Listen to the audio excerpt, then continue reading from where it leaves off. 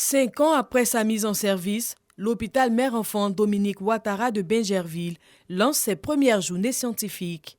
Elles réunissent une cinquantaine de médecins spécialistes du couple mère-enfant.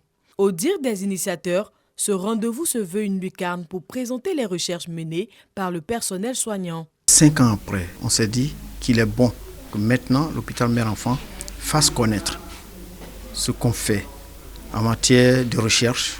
Aujourd'hui, pour ne pas ouvrir le corps humain pour faire certaines choses, avec l'imagerie, on fait ce qu'on appelle l'imagerie interventionnelle.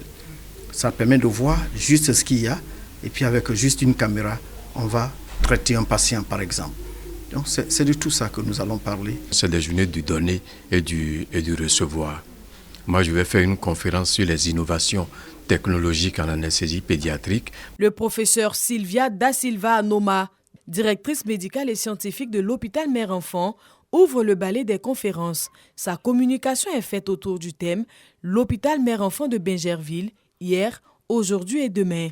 En portant cet hôpital sur les fonds baptismaux en 2018, l'objectif de la première dame Dominique Ouattara était de contribuer à réduire considérablement le nombre de mortalités infantiles et maternelles.